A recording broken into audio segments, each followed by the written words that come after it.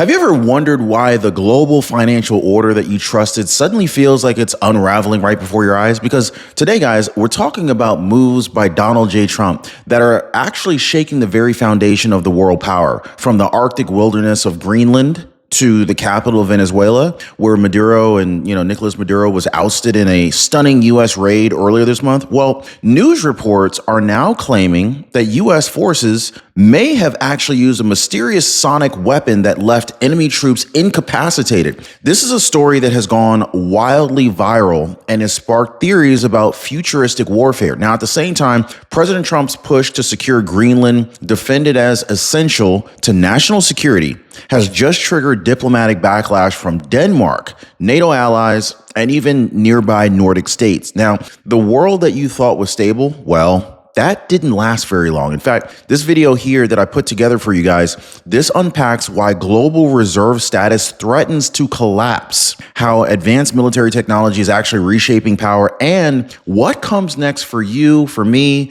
for your security, and the future of global currency dominance. Be sure to drop a like for the video and subscribe to the channel. Okay, folks, here's the part that most people are missing. Over a very short window, Donald J. Trump made a series of moves that looked unrelated on the surface, but together they told one story. Greenland, Venezuela, currency pressure, military signaling. Now, this wasn't chaos. It was actually coordination. So while headlines bounced between Trump asserting U.S. security interests in Greenland, reports emerged about a high-impact U.S. operation inside Venezuela, targeting the very regime of Nicolas Maduro. Now, at the same time, the BRICS nations continued accelerating efforts to weaken the U.S. dollar's dominance. Now, most people, they kind of looked at these as separate stories, but they were not. Trump understands something that Washington avoided for decades. When the world reserve currency comes under threat, military, geography, energy, and even technology all become part of the same chessboard. So the United States isn't just like reacting to some headlines. The United States is responding to pressure on the dollar itself. And once you see that, you realize that the old global order didn't slowly fade. It snapped quietly. And this is why this didn't last very long. Now, if you really want to understand what's happening right now, forget the personalities just for a minute, okay? I want you to focus on the system. The US dollar isn't powerful because it's paper. It's powerful because the world uses it to settle trade, price energy, and store value. Now, that status gives the United States enormous leverage without firing a single shot. But that leverage has been under attack for years. Now, the BRICS nations, especially China and Russia, they have been openly pushing alternatives to dollar settlement. Now, this didn't start with Donald Trump. The vulnerability actually traces all the way back to 1971 when the U.S. severed the dollar's link to gold. You guys remember that? I think it was President Richard Nixon. Drop a Nixon if it's Nixon. Drop the president if it's a different president that disconnected the gold currency from the U.S. dollar. But anyway, since that period, reserve status has been sustained by trust, stability, and strength, not backing. Now, President Trump, he didn't create this problem. No, Trump did not create the problem he inherited. But what changed is that he's actually willing to treat currency dominance as a national security issue, not just a financial one. So when reserve status weakens, borrowing costs rise, interest rates increase, inflation rises, influence shrinks, and adversaries grow bolder. That's very dangerous for America. And this is why this fight isn't being waged on spreadsheets. It's actually being fought through geography, energy routes, alliances, and deterrence. And this is where the story gets even more serious. In fact, this is where the conversation stops being abstract and it starts getting personal, because when we talk about pressure on the dollar, reserve currency status, and even global instability, it's not just a geopolitical debate. This directly affects your savings, your retirement, and how exposed you are if the system shifts faster than expected. Now, if you're over 40 and you're planning to retire someday, the window to protect what you've already built may be smaller than you think. Now, most people, they never ask a critical question. Is my portfolio actually built for what's coming next? Now, a lot of investors in their 40s and 50s, they eventually realize that their money is almost entirely tied to markets and policies and paper assets with very little protection if conditions change. Now, as retirement moves from someday to on the horizon, Protection matters just as much as growth. This is why I work with Noble Gold Investments. They help investors reduce risk by adding physical gold to their portfolios. No pressure, no gimmicks, just clear answers and a strategy built around your goals. In fact, Noble Gold Investments, there's some great people to just ask questions to. You don't even have to do anything. Literally just call them up and say, hey, I'm curious about the markets. Can you kind of help me understand what's happening here? Maybe what I should do or maybe not do. Anyway, if you want to learn more, go to ronyatesgold.com. I left a link for you guys down below. Just go ahead and click the link. That's ronyatesgold.com. And of course, if you'd rather just call them on the phone, their phone number is 877-646-5347. Now, for decades, Americans were told the hard part was over. The Cold War ended, globalization won, and the system stabilized. No more great power conflict, no more existential threats, just steady growth, predictable alliances, and permanent dominance. Well, that didn't last very long. In fact, what failed wasn't one policy or one president. It was an assumption. That assumption was that once the United States became the unquestioned global power, it would stay that way automatically. That currency status or reserve currency status would renew itself forever. That adversaries would eventually fall in line. But China, they didn't fall in line. Russia didn't fold. And the BRICS didn't accept a system where the dollar sits at the center of everything. The post-Cold War illusion was that history had ended. What actually happened, though, is that competition went quiet, and then they came back faster, sharper, and more coordinated. Now, if you're feeling a little bit unsettled watching this unfold, this is because you were told that this kind of instability couldn't happen anymore. You were told that the system was locked in. It wasn't. And now the reset isn't theoretical. It's happening in real time. So this is where the Greenland story actually gets completely misunderstood. When Donald J. Trump talks about Greenland,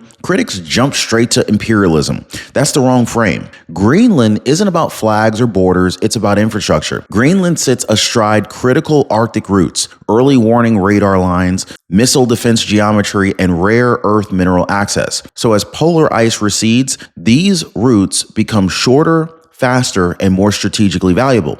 Now, the problem is that Denmark simply doesn't have the military or even economic capacity to secure that territory alone in a high competition world. Now, Trump sees Greenland the same way precious generations saw aircraft carriers or air bases, defensive assets that protect or prevent adversaries from getting closer. This is why Marco Rubio has been very blunt with Europe. The message isn't hostile, it's practical. If the NATO can't secure the perimeter, the United States will. Now, this is not expansion, it's fortification. And it only makes sense once you understand what's at stake. Now, Europe's reaction to Greenland has been very loud, emotional, and frankly revealing, because this was never really about Greenland. It was just about the realization that the United States may act decisively without waiting for European approval. Now, for decades, Europe operated under a very comfortable assumption. America would lead, fund, defend, and even consult. Now, that assumption's breaking. When Donald J. Trump signaled that U.S. security interests come first, European leaders panicked because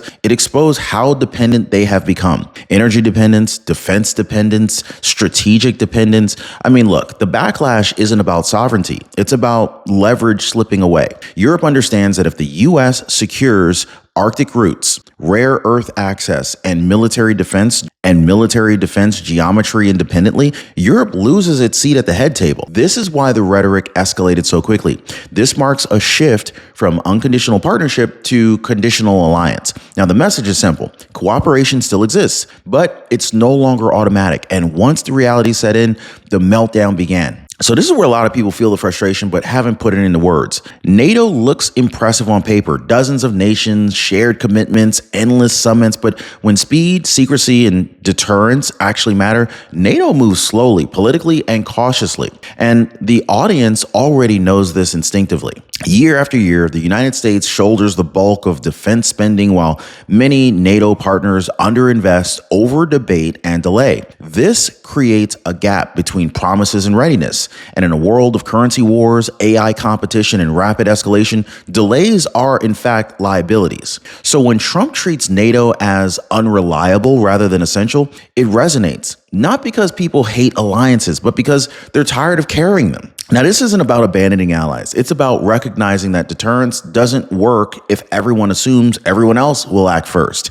And so this is why NATO didn't collapse publicly. It just faded into relevance. And this is why it matters. Venezuela wasn't chosen at random. Nicolas Maduro, he sits at the intersection of energy leverage, geopolitical alignment, and proxy influence for China and for Russia. So when pressure is applied there, it's heard way beyond Caracas. Now, for years, Venezuela functioned as a test case, how far adversaries could push in the Western Hemisphere without consequence. Oil flows, sanctions evasion, intelligence cooperation. Venezuela touched it all. So when Donald J. Trump authorized decisive action, the signal wasn't regime change for its own sake, it was perimeter defense. So this operation mattered because it demonstrated reach, speed, and control without dragging the United States into another endless war. No prolonged occupation, no massive troop deployments, just a very clear message. Proximity to U.S. strategic interests changes the rules. Now that message right there, it wasn't for Maduro alone. It was for every power that was watching how the U.S. enforces red lines when currency, energy, and influence are on the table. Now, the reports about a so-called mysterious weapon used during the Venezuela operation exploded online for a reason. But here's where people need to slow down. The key point isn't whether the tool was sonic, electromagnetic, or something else entirely. The point is capability. Now, the United States Department of Defense, they have spent years shifting away from brute force warfare toward non-kinetic dominance. Systems that are designed to disable, overwhelm, and just control without large-scale casualties. Now, that's modernization, not science fiction. So by framing the incident as a secret weapon, critics, they missed the strategic layer. This operation here, it showcased an ability to neutralize resistance quickly, limit escalation, and even end engagements before they became wars. Now, this matters enormously in a world where every conflict risks spiraling into something bigger. This wasn't about spectacle. This is about signaling restraint and superiority all at the same time. And when you pair that with currency pressure and alliance shifts, the picture becomes clearer. The U.S. is not trying to fight everywhere. It's just trying to ensure that it never has to, in fact. And this is exactly where it hits closer to home because the most damaging systems aren't always loud. So a retiree added it up one night and froze. He had been overpaying by $200 per month for an entire year. His Medicare plan never changed, but his costs quietly did. That was $2,400 gone. No refund, no warning. And that's the pattern that you should recognize by now. Just like currency pressure, just like silent policy shifts, the most painful losses are the ones that you don't even see happening in real time. This is why I partner with Chapter, and this is exactly what Chapter helps to prevent. They review your Medicare coverage and they show you where money is quietly leaking out before another year disappears without you realizing it. Now, most people, they don't even catch this on their own. This is why so many people are calling Chapter right there at the phone number on your bottom of your screen right there, 909-563-8279, or they're clicking the link down below in the description going to askchapter.org/Ron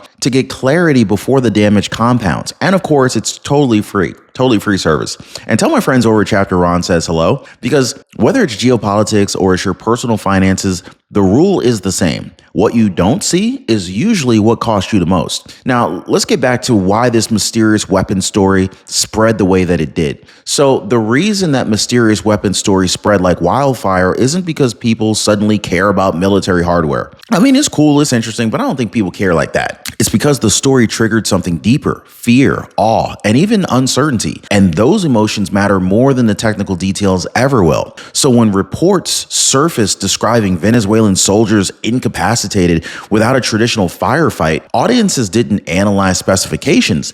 They felt the implication. If the United States can end a confrontation without visible force, then old assumptions about warfare no longer apply. This is why China and Russia don't need confirmation to pay attention. Signals work even when details are unclear. Deterrence has always been psychological. I mean, you don't need to show the blueprint, you just need to show the result. And the result was unmistakable: speed, control, and zero escalation. This is why the story outran official statements. It filled a vacuum where people sensed power shifting, but hadn't seen proof yet. And so this wasn't about technology fandom. This was about realizing that the rules changed again, quietly. And once that realization hits, it spreads on its own. Now, here's a part that most people still are not connecting. Military power, currency dominance, and artificial intelligence, they're not separate lanes anymore. They're converging into one system. And Donald J. Trump is one of the few leaders openly operating as if that's already true. AI accelerates decision-making, logistics, surveillance, and even deterrence. Currency dominance funds that acceleration. Energy security powers it. Lose one and the others weaken. And so this is why Trump pushes U.S. leadership, not just in defense, but in AI, crypto infrastructure, and energy independence. And these are not side projects. They're all pillars. So if the dollar loses trust, technological leadership becomes harder to sustain. If AI leadership slips, military and financial leverage follow. This is the chain reaction most analysts miss because they silo everything. Trump doesn't do that. This is why Greenland, Venezuela, AI investment, and currency signaling all sit inside of the same strategy. It's not about winning today's headline. It's about shaping the environment so that competitors never catch up. And once you see that convergence, the panic and the pushback makes total sense. Now, a lot of critics, they reach the word imperialism because it's familiar and it's emotionally charged. But it doesn't actually describe what Donald Trump is actually doing. Imperialism isn't about conquest or control and extraction. What we're seeing instead is a perimeter defense in a world where the old buffers no longer exist. I mean, look at the pattern. Greenland isn't being discussed as a colony. It's being treated as a strategic infrastructure. Venezuela wasn't occupied. It was neutralized as a hostile node. Argentina wasn't pressured. It was supposed to stabilize an ally.